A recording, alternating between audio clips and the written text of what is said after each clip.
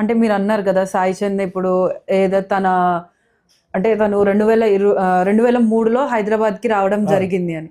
అంటే 2003 నుంచి కూడా మీరు ఎప్పుడైనా కానీ తన బాగోగుల గురించి ఏదో సమాజం గురించే మాట్లాడుకున్నాము, అంతకు మించి మాకు ఫైనాన్షియల్గా కానీ వేరే ఏ ఇతరతర సంభాషణలు కూడా జరిగేవి కాదు అని అన్నారు కదా. అంటే అప్పుడు సాయి చంద్ ఉన్నప్పుడు ఇప్పుడు సాయి చంద్ వాళ్ళ భార్య ఉన్నారు కదా, తనతో మీ ఫ్యామిలీకి ఉన్న సంబంధం ఎలా ఉండేది? ఇప్పుడు సాయి చంద్ తదనంతరం ఇప్పుడు ఎలా ఉంది? అంటే అప్పుడు మేము 2003 నుంచి 2023 దాకా కలిసే ఉన్నామంటే ఇప్పుడు కూడా కలిసే ఉన్నాము. కాకపోతే 2011లో తన పెళ్లి చేసుకున్నాడు. 2003 నుంచి 2011 దాకా ఆయన చదువుతూనే ఉన్నాడు, డిగ్రీ, పీజీ. ఆ రకంగా దాదాపు 2007-9 దాకా ఆయన డబుల్ పీజీ చేసుకున్నాడు. అప్పుడు యూనివర్సిటీలోనే ఉన్నాడు. 2010లో ఇంకా ఆయన తెలంగాణ మూమెంట్లోకి పూర్తిగా వచ్చేసాడు. అంతవరకు ఉస్మానియాలోనే ఆయన ఉద్యమాల్లో పాల్గొన్నాడు, తెలంగాణ మూమెంట్లో పాల్గొన్నాడు. అదంతా క్రమేణా ఆయన జరుగుతున్న క్రమంలోనే 2011లో ఇక పెళ్లి చేసుకునే టైం వచ్చింది, పెళ్లి చేసుకున్నాడు. అంటే వాళ్ళిద్దరు ఆ పీరియడ్లో దాదాపు 7-8 సంవత్సరాలు పరిచయంతో వాళ్ళు ఉన్నారు. అంటే ప్రేమించుకోవడము, పెళ్లి చేసుకోవాలని అనుకోవడం, ఇదంతా వాళ్ళకు ఒక 7-8 సంవత్సరాల వ్యవధిలోనే ఇద్దరు చదువుకుంటూనే ఇద్దరు పీజీ వరకు చదువుకున్నారు. ఆ క్రమంలో ఇద్దరికి కూడా అండర్స్టాండింగ్ ఉంది, ఇద్దరం మనము పెళ్లి చేసుకోవాలి. కాకపోతే క్యాస్ట్లు వేరే కాబట్టి ఇంటర్ క్యాస్ట్ పెళ్లి చేసుకోవడం అంటే అంత ఈజీగా అయితే కాదు ఈ సమాజంలో ఎప్పుడైతే. కాబట్టి చాలా టైం తీసుకోవాల్సి వచ్చింది. సేమ్ క్యాస్ట్ అయితేనేమో వెంబడే పెళ్లి కూడా చేసుకోవచ్చు, ఇంకేదైనా వేరే రంగంలోకి ఉద్యోగం చేసుకోవచ్చు, బిజినెస్ చేసుకోవచ్చు, ఇంకేదైనా తాగవచ్చు. కానీ ఇంటర్ క్యాస్ట్ మ్యారేజ్ చేసుకోవడం అనేది అంత సులువైన విషయం కాదు. ఒకటి అంటే దళితుల్ని పెళ్లి చేసుకోవడం అనేది మరీ అంత సులువైన విషయం కాదు. దళితుడు అప్పర్ క్యాస్ట్ అమ్మాయిని చేసుకోవడం కానీ అప్పర్ క్యాస్ట్ వాళ్ళు దళితులు అబ్బాయిని చేసుకోవడం అనేది అంత సులువైన విషయం అయితే కాదు కుటుంబాల్లో. సరే, ఆ క్రమం అట్లా జరిగింది. వాళ్ళు అనుకున్నారు, పెళ్లి చేసుకోవాలనుకున్నారు, పెళ్లి కూడా జరిగింది, సంతోషం. 2011 వరకు ఆమె మాకు టచ్లోనే ఉంది, మంచిగానే ఉన్నాం. అంటే ఆమె స్టూడెంట్గా నాకు పరిచయం చేసిండు, అట్లనే ఉన్నాం. అంటే ఫ్రెండ్గానే, నా ఫ్రెండ్ ఈమె చేసుకుంటా అని కూడా అన్నాడు. అంతవరకే అట్లనే ఉన్నాం. ఆఫ్టర్ 2011 తర్వాత ఇంకా కోడలు అయిపోయింది. పెళ్ళి అయిన తర్వాత కోడలుగా వచ్చింది. అప్పుడు ఇక కోడల్ని ఎట్లా చూస్తామో అట్లనే ఉన్నాం మేము. అంటే ఆమె మా ఇంటికి రావడం, మేము కూడా వాళ్ళ ఇంటికి వెళ్ళడం. అంటే నా కొడుకు ఉన్నాడు కాబట్టి ఇక ఇద్దరితోటికి మేము అప్పుడప్పుడు తక్కువనే ఎక్కువ కాలం కాదు కానీ తక్కువగా వెళ్ళేవాళ్ళని నేనైతే. ఎందుకంటే ఆల్రెడీ వాళ్ళ అమ్మ చనిపోయింది కాబట్టి నేను ఒక్కనే కదా ఇక. కాబట్టి నేను ఇంకా తప్పకుండా వచ్చి హైదరాబాద్ వస్తే తన కొరకు కాకపోయినా నేను బీపీ షుగర్ నాకు ఉన్నది, అనారోగ్యం సమస్య. బీపీ షుగర్ మందుల కొరకు హైదరాబాద్కు నేను వచ్చేవాడిని. అంటే డాక్టర్ కన్సల్టింగ్ చేసుకొని చెకప్ చేసుకొని మందుల కొరకు ప్రతి నెల నేను హైదరాబాద్కు రావాల్సి వచ్చేది. నాకు మా పెద్ద కొడుకు ఆర్మీలో ఉండే కాబట్టి ఆర్మీ హెల్త్ కార్డు ఒకటి నాకు నా పెద్ద కొడుకు ద్వారా ఒకటి ఇచ్చింది. సో దానివల్ల నేను అట్లా హాస్పిటల్స్లో నేను మెడిసిన్ కొరకు వచ్చేవాళ్ళం. సాయి చంద్ను తను ఉంటే, ఎందుకంటే సాయి చంద్ కూడా అప్పటికి ఉద్యమ తీవ్రత ఎక్కువ ఉంది. 2011 నుంచి 2014 దాకా ఉద్యమ తీవ్రత ఎక్కువ ఉంది కాబట్టి ఎప్పుడు వచ్చినా కలిసేవాడు కాదు, తక్కువ. ఈ హైదరాబాద్కి వస్తే తను ఏదో నిజామాబాద్లో, వరంగల్లో, కరీంనగర్లో, ఎక్కడో ఏ జిల్లాల్లో ప్రోగ్రాంలలో ఉన్నా అని అంటుండే. ఫోన్ చేస్తే ఎందుకులే సాయి, ఇక నువ్వు అటు దూరంగా ఉన్నావు, కలుద్దాంలే, నీకు ఫ్రీ ఉన్నప్పుడు కలుద్దామని అనుకునే వాళ్ళం. అతి తక్కువ 2011 నుంచి 2023 దాకా ఆయన ఉద్యమాల్లోనే ఉన్నాడు. తెలంగాణ రాకముందు 2014 దాకా అయితే ఇక అస్సలు కలవడం లేదు, ఆయనకు టైం లేదు. ఆ టైంలో అంటే ఎక్కడైనా ఆయన ప్రోగ్రాంలు ఉండొచ్చు, లేదంటే ఎక్కడైనా అరెస్టులు కావచ్చు, ఇంకేదైనా కావచ్చు అనేది ఉండే కదా 2014 వరకు తెలంగాణ రాక ఉద్యమ కాల పీరియడ్లో ఆయనకు అట్లాంటివి కూడా జరిగినాయి. సో అట్లాంటి టైంలో కూడా మనం ఎందుకు డిస్టర్బ్ చేయాలని కూడా నేను ఎక్కువగా కలవలే. తర్వాత 2014 తర్వాత తెలంగాణ గవర్నమెంట్ వచ్చింది. తెలంగాణ గవర్నమెంట్లో కూడా ఆయన కొనసాగుతూ వచ్చిండు. 2023 దాకా ఆయన తెలంగాణ ప్రభుత్వంలో ఒక కళాకారుడుగా ఉన్నాడు. తర్వాత గిడ్డంగుల కార్పొరేషన్ చైర్మన్గా కూడా తను పనిచేసిండు ఒక క్యాబినెట్ హోదాలో. అయితే ఈ కాలంలో కూడా మేము అంటే ఒక రిలేషన్ అనేది ఎక్కడ తప్పలేదు. ఆమె మా ఇంటికి రావడం, మేము వాళ్ళ ఇంటికి వెళ్ళడం, అంటే మా కొడుకు ఇంటికి వెళ్ళడం, ఇది కామన్గా ఉండేది. అందరి కుటుంబాల్లో ఉండేటట్లు వెళ్ళేవాళ్ళం, పోయేవాళ్ళం. ఇక వీలైతే అక్కడ ఓ పూట ఉండి అన్నం తిని వచ్చేవాడిని నేను, అంతే, మా ఊరికి మళ్ళా. అంతేగాని ఎక్కువగా అటాచ్మెంట్ అంటే నేను అక్కడనే ఉండడం, 2-3 రోజులు ఉండడం, లేదంటే ఒక ఫెస్టివల్స్కు వాళ్ళు మా ఇంటికి ఫెస్టివల్స్కి రావడం, కానీ మేము వాళ్ళ ఇంటికి ఫెస్టివల్స్కి వెళ్ళడం అనేటివి లేవు. ఎందుకు లేవు అంటే ఆయన ఉద్యమ దాంట్లో ప్రోగ్రామ్స్ వల్లే ఉంటుండే. అంటే మాకు ఎక్కువ టైం దొరకదు కాబట్టి ఒకవేళ మేము పలానా ఉగాదికి పండుగ ఉంది, లేదా సంక్రాంతి పండుగ ఉంది, సంక్రాంతి మంచిగా చేస్తాం, మేము ఉగాదిని మంచిగా చేస్తాం, లేదా ఒక కురుమూర్తి జాతర అని మా ఊరు సైడ్ పెద్దగా జరుగుతాయి, ఒక 1 నెల రోజులు. ఇట్లాంటివి కొంచెం అకేషన్స్ జరిగినప్పుడు పిలుచుకుంటాం రండి అని. తనకు వీలు కాదు, ఇక సరేలే అని వదిలేస్తాం అంతే తప్ప ఉద్దేశపూర్వకంగా మేము వాళ్ళ ఇంటికి వెళ్ళకూడదని కానీ వాళ్ళు మా ఇంటికి రాలేదని ఉద్దేశపూర్వకంగా కాదు, అన్ఫార్చునేట్లీగా జరిగినాయి అట్లా. అంతేగాని ఎప్పుడు కూడా మమ్మల్ని దూరం చేయలేదు, మేము కూడా వాళ్ళని దూరం చేసుకోలేదు. అట్లాంటి కాంటాక్ట్ అయితే ఉన్నాయి. రిలేషన్ అనేది కొడుకు కోడలు భావం ఉంది, మామ అత్తమ్మ అనే భావం వాళ్ళకుంది. మా నాన్న అంటే నా భార్య చనిపోయిన తర్వాత నేను సెకండ్ మ్యారేజ్ కూడా చేసుకున్నాను. తర్వాత ఒక పాప కూడా ఉన్నది ఇప్పుడు. కాబట్టి ఆ రకమైన ఫీలింగ్ కూడా లేదు.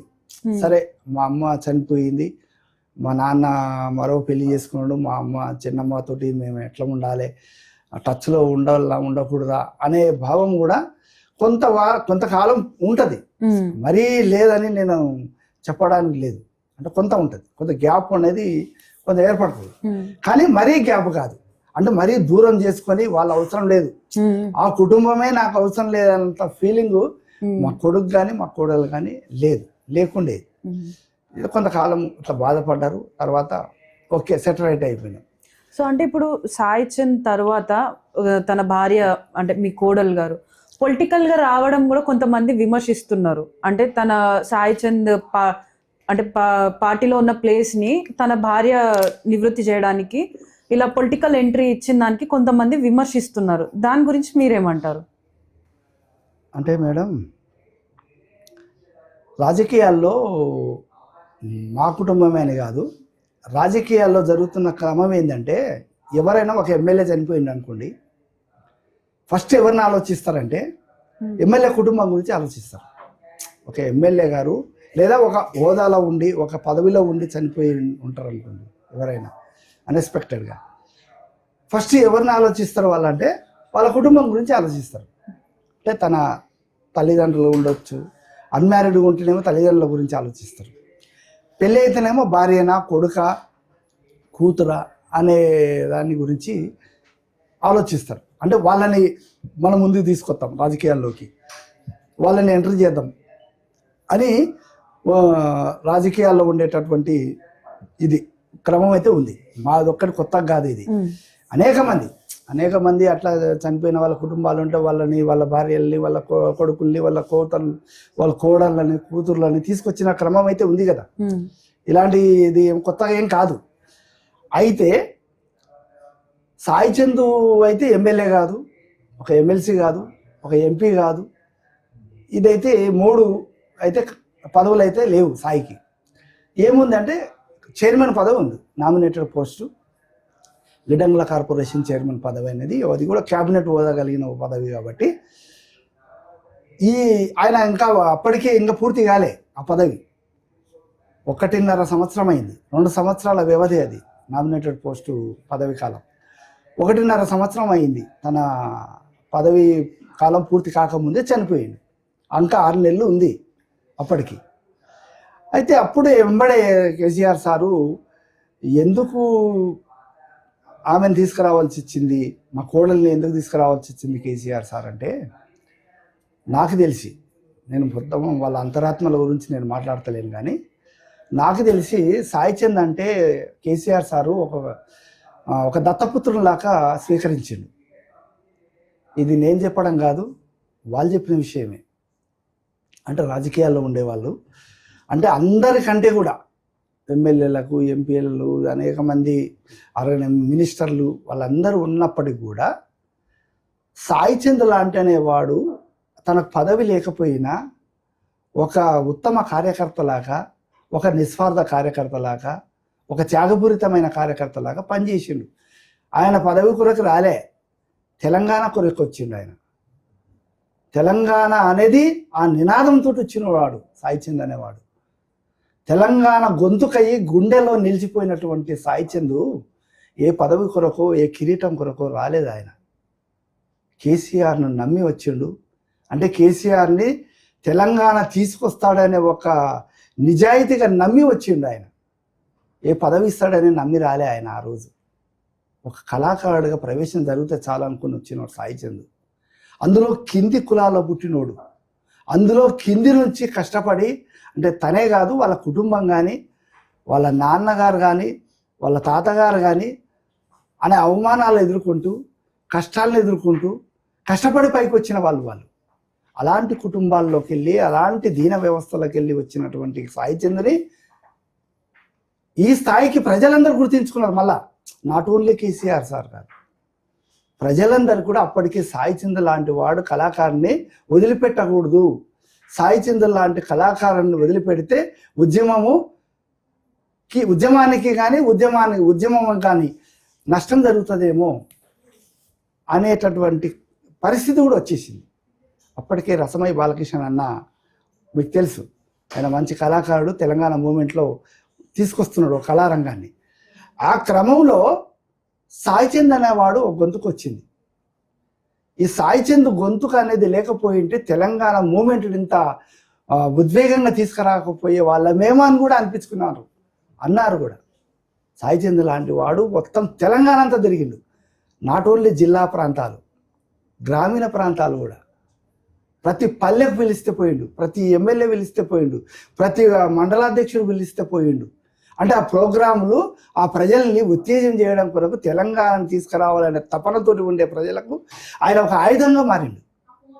అలాంటి సాయిచంద్ని మనము వదిలిపెట్టకూడదు, ఆయనను తీసుకొని మనం వదిలేయకూడదు అని సాయిచంద్ని తీసుకొని మన కేసీఆర్ సారు చాలా గొప్పవారు. ఆయన నాకు తెలిసి, నా దృష్టిలో ఆయన ఎంత గొప్పగా స్వీకరించిందంటే, నా కొడుకే కానీ తను కూడా తన కొడుకులాగా భావించిండు.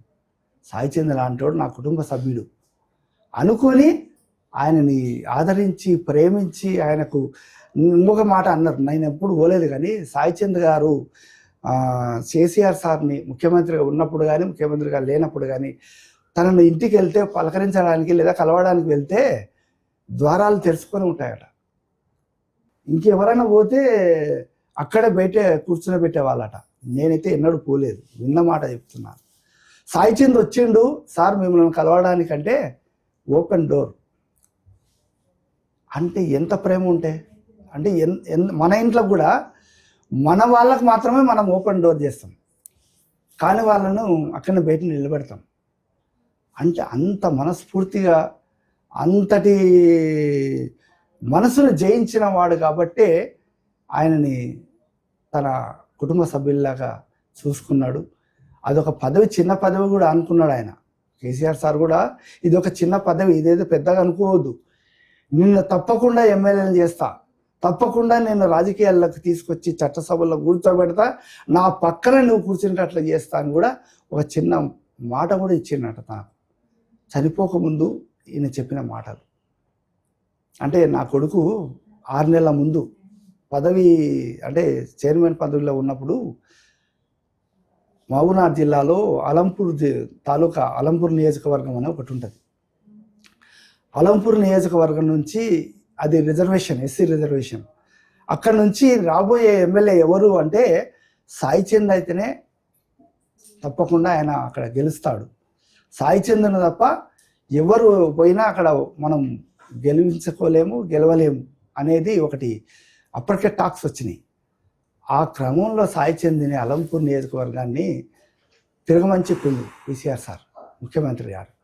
అప్పుడు ఆ క్రమంలో సాయి చంద్ 6 నెలలు మొత్తం అలంపూర్కే కేటాయించి తిరుగుతూ వస్తుంది. అంటే తప్పకుండా తను ఎమ్మెల్యే అవుతాడు. అదే కాదు, అలంపూర్ నియోజకవర్గ ప్రజలు కూడా ఏమని కోరుకున్నారంటే, అంటే నేను ఒకసారి నా కొడుకెంబడి వెళ్ళిన ఆ నియోజకవర్గానికి, తను ఒక సభకు వెళ్ళినప్పుడు, నేను గద్వాల్లోనే నేను కాలేజీ లెక్చరర్గా పనిచేస్తుంటే అప్పుడు నా కొడుకు ఆ టైంలో అక్కడ ఒక అంటే చైర్మన్ పదవిలోనే ఆయన ఒక స్పీకర్గా అక్కడ వెళ్ళినప్పుడు అక్కడ చిన్న ఒక దాడి జరిగింది సాయి చంద్ మీద సభలో జరిగితే, అప్పుడు నేను నా కొడుకు ఇట్లా దాడి జరిగిందని వెంబడే కాల్స్ వస్తే నేను వెంటనే కాలేజీ నుంచి వెళ్ళిపోతే నా కొడుకు నన్ను చూసి చాలా ఇద్దరం ఒకరినొకరు హత్తుకుని ఏడ్చుకున్నాం.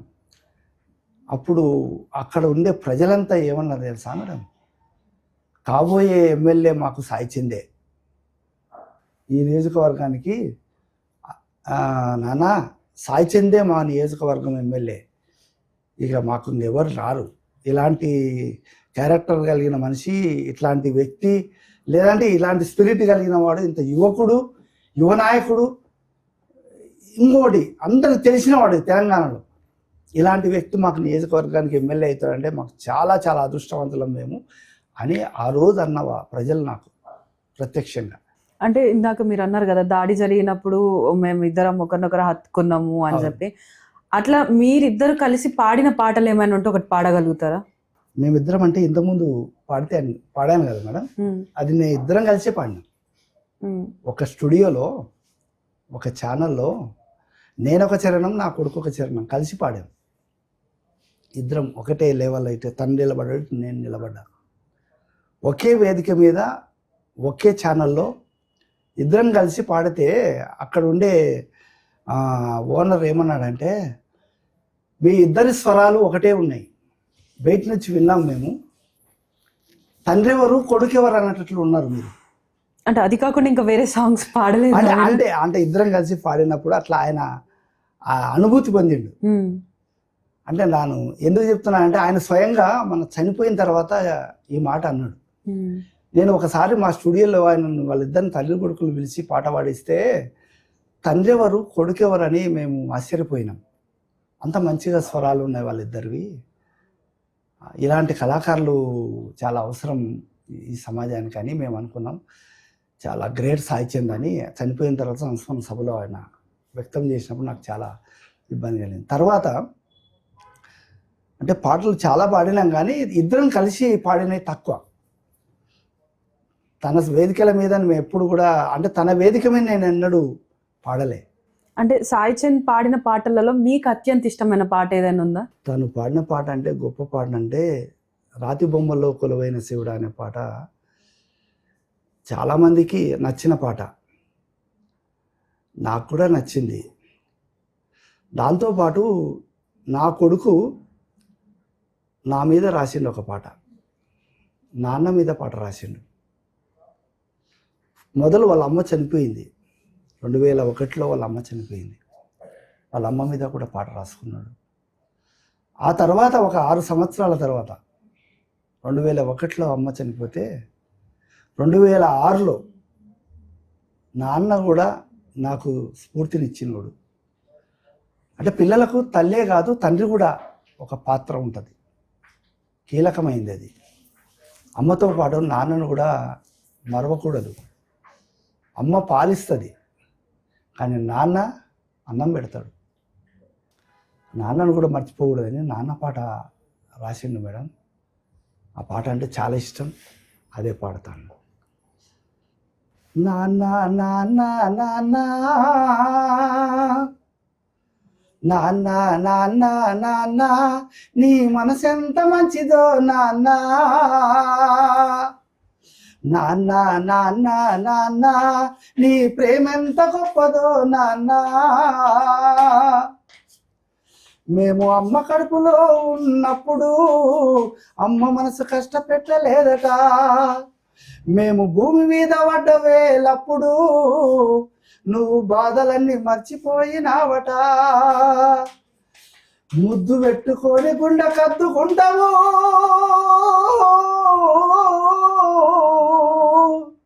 ముద్దు పెట్టుకొని గుండె కద్దుకుంటావు, బారసాల చేసి నువ్వు గౌరంగా చూసుకున్నావు, నాన్న నాన్న నాన్న నీ మనసు ఎంత మంచిదో నాన్న, నాన్న నాన్న నాన్న నీ ప్రేమ ఎంత గొప్పదో నాన్న, మా ఏలు పట్టుకొని నడక నేర్పినవు, నీ ఎదల ఎత్తుకొని మురిసిపోయినవు, మంచి చెడ్డలన్నీ మాకు చెప్పినవు, మేము ఎదుగుతుంటే నువ్వు పొంగిపోయినవు, బుద్ధులెన్నో చెప్పినవు బుజ్జగించినవు, బుద్ధులెన్నో చెప్పినవు బుజ్జగించినవు, మేము చిన్న తప్పు చేసిన చిరునవ్వుతోనే మన్నిస్తివి, నాన్న నాన్న నాన్న నీ మనసు ఎంత మంచిదో నాన్న, నాన్న నాన్న నాన్న నీ ప్రేమ ఎంత గొప్పదో నాన్న, కుటుంబ భారమంతా మోసుకొచ్చినవు, బాధ్యతకు మారు పేరైనవు, నీ కష్టమంతా కడుపులోనే దాచుకున్నావు, నీ కన్నీళ్ళు కంటి రెప్ప దాటనీయవు, మేము ఒక్క పూట పస్తులుంటే చూడలేవయా,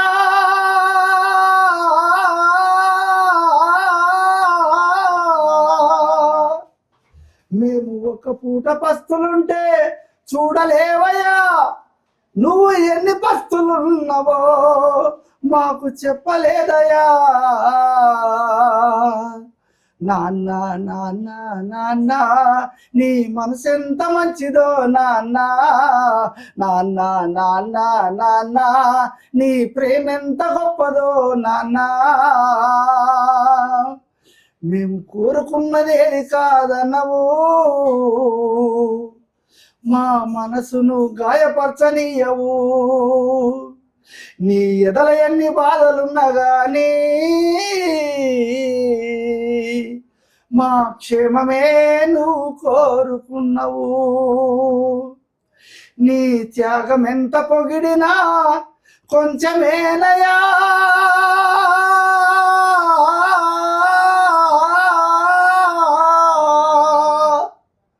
నీ త్యాగం ఎంత పొగిడినా కొంచెమేనయా, త్యాగశీలి నాన్న నీకు పాదాభివందనమయ్యా. Thank you sir, thank you so much. చాలా బాగా అంటే మీ అనుభూతిని మీరు ఏ విధంగా బాధపడుతున్నారు ఏంటన్న విషయాలన్నీ కూడా, అదే విధంగా మీకు సాయి చంద్కి ఉన్నటువంటి సంబంధమైనటువంటి పాటలను కూడా పాడినందుకు చాలా థ్యాంక్ యూ సార్.